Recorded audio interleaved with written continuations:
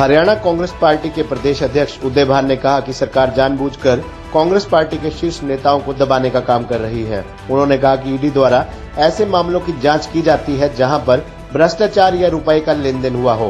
Congress party के नेताओं के खिलाफ दर्ज मामलों में रुपयों का कोई लेना देना नहीं हुआ है। जब मनी लॉन्ड्रिंग का केस नहीं है तो झूठा मुकदमा क्यों दर्ज किया जा रहा है। पार्टी नेताओं के खिलाफ देश भर के किसी भी थाने में एफआईआर दर्ज नहीं है। वर्ष 2012 में सुब्रमण्यम स्वामी ने ये मामला उठाया था। जब वे इलेक्शन कमीशन में गए तो वहां पर ये मामला खारिज कर दिया गया। कोर्ट ने भी मामले को खारिज किया। ईडी ने भी वर्ष 2016 में इस मामले को बंद कर दिया था। भाजपा सरकार राजनीतिक द्वेष भावना से प्रेरित होकर ईडी का दुरुपयोग कर रही है। भाजपा सरकार में 8 वर्षों में ईडी द्वारा देश भर में लगभग 5,500 केस दर्ज किए गए हैं। ज्यादातर केस राजनीतिक दलों के विरोधियों के खिलाफ दर्ज किए गए हैं। देश भर में ईडी के माध्यम से भय का माहौल बनाया जा रहा है। उन्होंने कहा कि भाजपा सरकार जनहित के मुद्दों से लोगों का ध्यान हटाना चाहती है। सरकार देश में बढ़ रही बेरोजगारी, महंगाई जैसे मुद्दों पर चर्चा नहीं करना चाहती। देश के युवाओं को अग्निपथ योजना के नाम पर गुमराह किया जा रहा है।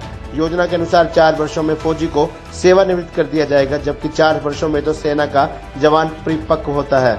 उन्होंने कहा कि 6 महीनों में किसी फौजी की ट्रेनिंग संभव नहीं है। अर्ध प्रशिक्षित सैनिक जब युद्ध में जाएगा तो दुश्मन सेना का मुकाबला नहीं कर सकता। सरकार युवाओं के साथ धोखा कर रही है।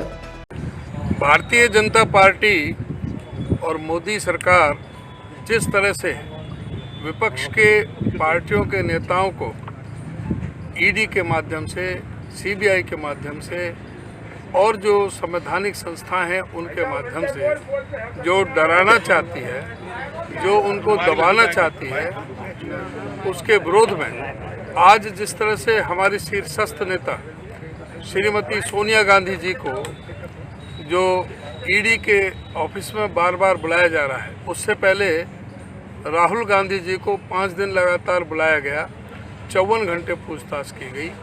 उसके विरोध में आज पूरे हिंदुस्तान के अंदर इस पार्टी के भाजपा के खिलाफ ये पूरी तरह से हमारा जो प्रदर्शन है या ये जो हमारा सत्याग्रह है, ये राष्ट्रपिता महात्मा गांधी जी के दिखाए हुए रास्ते पर आज ये सारे देश में हो रहा है। मांग क्या है? मांग सीधी सी है कि इस तरह से जो दबाने का और जो झूठे मुकदमों में फंसाने की जो ये भाजपा ने ये कार्य कर रखा है, इसको ये बंद करे, क्योंकि इस मामले में ईडी का मामला बनता ही नहीं है। ईडी में वो होते हैं कि जहाँ पर कोई पैसे का भ्रष्टाचार हुआ हो, पैसे का लेन देन हुआ हो, मनी लॉन्ड्रिंग हुई हो। इस मामले में 1 रुपये का भी कोई मनी लॉन्ड्रिंग नहीं हुई, 1 रुपये का भी कोई पैसे का लेन देन नहीं हुआ।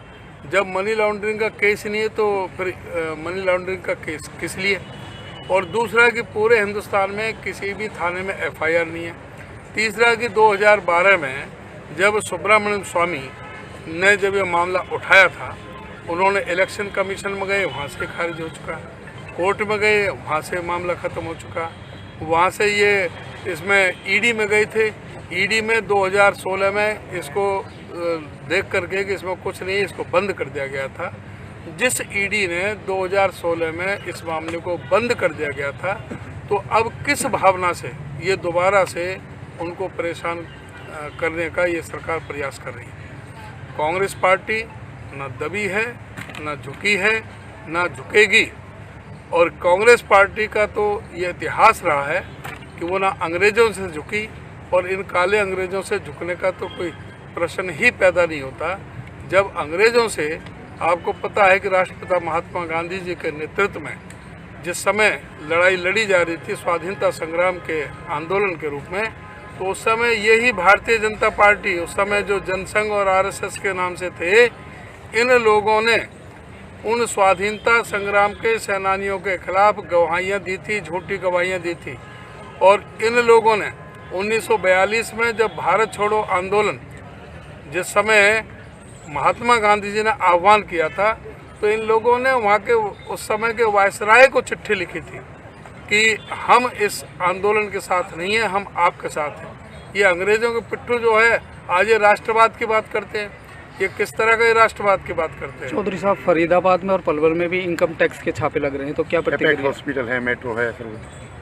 ऐसा है कि जहाँ पर कहीं कोई गड़बड़ी है वो छापे ये हमेशा से प्रक्रिया है, होती रही है।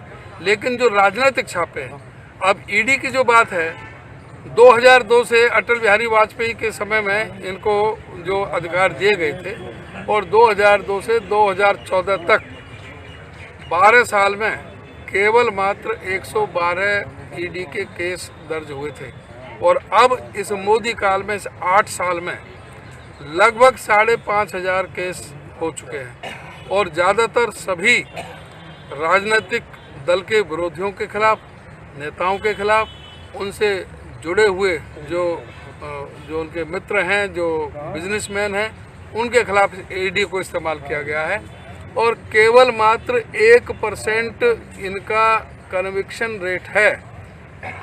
जहां 99% बाहर है, 1% को कन्विक्शन रेट है, तो उससे ये साफ जाहिर है कि ईडी का किस तरह से बेजा इस्तेमाल किया जा रहा है और इस तरह से जो आज देश में जो भय का माहौल बनाया जा रहा है और ये जो मूलभूत समस्या है देश की, उनसे ध्यान भटकाने के लिए किया जा रहा है। आज लोग ना पूछें कि आज सबसे बड़ी महंगाई क्यों है, आज महंगाई की दर इतना क्यों है कि आज जो सभी, चाहे वो आटा है, चाहे वो नमक है, चाहे वो घी तेल हो, चाहे वो दूध दही हो, घी हो, और कोई भी ऐसी चीज़ नहीं है, ये आप शर्ट पहन रखी, शर्ट पे भी, जो कभी कपड़े पर टैक्स नहीं लगता था, कपड़ों पर भी सब पर टैक्स। आज हर चीज़ पर, सड़क पर चलोगे तो जगह जगह आपको टोल टैक्स नज़र आएंगे।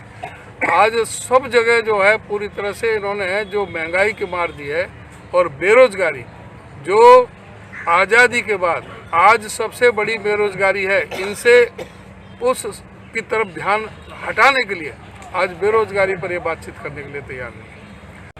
ये पहली बार ऐसा हुआ है कि देश में 4 साल में रिटायर हो जाए। अरे 4 साल में तो फौजी अच्छी तरह से परिपक्व होता है, जो सेना से, जो दूसरी सेनाओं से, जो प्रशिक्षित सेना, उनसे लड़ाई लड़ सके। क्या 6 महीने में किसी फौजी की ट्रेनिंग हो सकती है? जो हमारे प्रदेश की जो पुलिस है, इसकी भी ट्रेनिंग 14 महीने की है, तो कोई फौजी की जो ट्रेनिंग है वो 6 महीने में पूरी नहीं हो सकती। जो अर्ध प्रशिक्षित सैनिक जब वहाँ पर लड़ाई के मैदान पर भेजा जाएगा चीन और पाकिस्तान की सेना के सामने, जो वहाँ के प्रशिक्षित जवान होंगे, तो हमारे अर्ध प्रशिक्षित जवान होंगे, वो किस तरह से उनका मुकाबला करेंगे? ये उन सैनिकों के साथ में, उनके प्राणों के साथ में ये धोखा देने का काम नहीं कर रहे कि किस तरह से उनको